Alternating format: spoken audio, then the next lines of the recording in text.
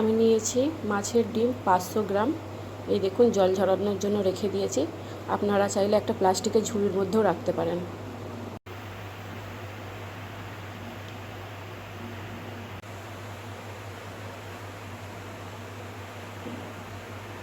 এর মধ্যে দেব আমরা একটা ডিম, 1 বাটি বেসন, 3টে মিডিয়াম সাইজের পেঁয়াজ। আমরা এইভাবে মিক্সারে অর্ধেক পেস্ট মতো করে নিয়েছি, পুরোপুরি না। আদা 2 চামচ, রসুন 2 চামচ বাটা, তেল দেব, নুন দেব, 2.5 চামচ মতো হলুদ দেব, 2 চামচ জিরে দেব, 2 চামচ আর লঙ্কার গুঁড়ো দেবো 1 চামচ। যেহেতু কাঁচা লঙ্কা এখানে আমরা কুচনো কাঁচা লঙ্কা দিচ্ছি এই কারণে। দেখুন নুন দিয়েছি, ডিম দিয়েছি একটা। এর মধ্যে আমি একটু সানরাইসের গুঁড়ো গরম মশলা দিয়ে দেবো টেস্টটা বাড়ার জন্য। আচ্ছা, এর মধ্যে আমি দিয়ে দেব কুচানো লঙ্কা, 4টে কুচানো লঙ্কা। এরপর দিয়ে দেব পেঁয়াজটা, আদা রসুনের পেস্ট,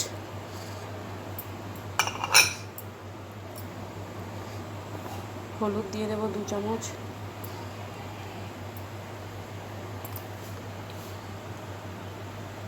লঙ্কার গুঁড়ো একদম অল্প পরিমাণে দেব, জিরের গুঁড়ো দিয়ে দেবো 2 চামচ।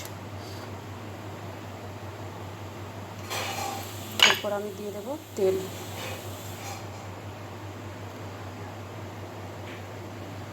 এটাকে এবার আমি ম্যারিনেট করে নেব। ম্যারিনেট করে নেওয়ার পর আমি 10 মিনিট রেখে দেবো রেস্ট। এটার মধ্যে আমাদের আরও একটা জিনিস দিয়ে দিতে হবে শেষে, যেটা হচ্ছে বেসন। এটা দেওয়ার পরে মেখে নেব ভালোভাবে। এইভাবে আমরা মেখে নিয়েছি। আপনারা চাইলে ধনেপাতাও এর মধ্যে অ্যাড করতে পারেন। ধনেপাতাটা অপশানাল, দিতেও পারেন নাও পারেন। এটা গরম হয়ে গেছে, এইভাবে দেখে নেব। দেখুন গরম হয়ে গেছে। এর মধ্যে আমরা এবার তেলটা দিয়ে দেব। মাছের ডিমগুলো যে ভাজবো তেলটা দিয়ে দিলাম এই পরিমাণ। গ্যাসটাকে এবার আমরা লো টু মিডিয়াম করে নিই, নয়তো দেওয়ার সাথে সাথে পুড়ে যেতে পারে। এইভাবে 1 চামচ 1 চামচ করে আমরা দিয়ে দেবো মাছের ডিমের ব্যাটারটা।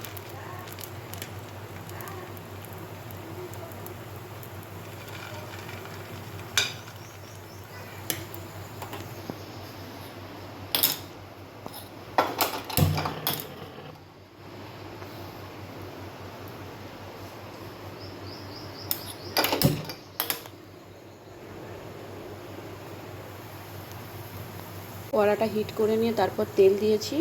দিয়ে দেখুন মাছের ডিমগুলোকে এইভাবে প্যানের মধ্যে দিয়ে দিচ্ছি। এই যে এইভাবে একটা চামচের মাধ্যমে। অবশ্যই গ্যাসের ফ্লেমটাকে লো টু মিডিয়াম রাখবেন। দেখুন এইভাবে ঠিক একটা চামচের মাধ্যমে দিয়ে দিচ্ছি। দেখুন একটা সাইড হয়ে যাওয়ার পরে এইভাবে উল্টে নিয়েছি। এই যে দেখুন এদিকটা কাঁচা আছে, এইভাবে উল্টে নিয়েছি। কি সুন্দর কালারটা এসছে লাল বর্ণের। দেখুন একটা সাইড করে উল্টে দিয়েছি, এই রকম কালার এসছে। আপনারা অবশ্যই মাছের ডিম ভাজা থেকে একটু দূরে থাকবেন, নয়তো গ্যাসের ফ্লেমটা লো টু মিডিয়াম রাখবেন, নয়তো মাছের ডিম খুব বাজেভাবে ছেটায়।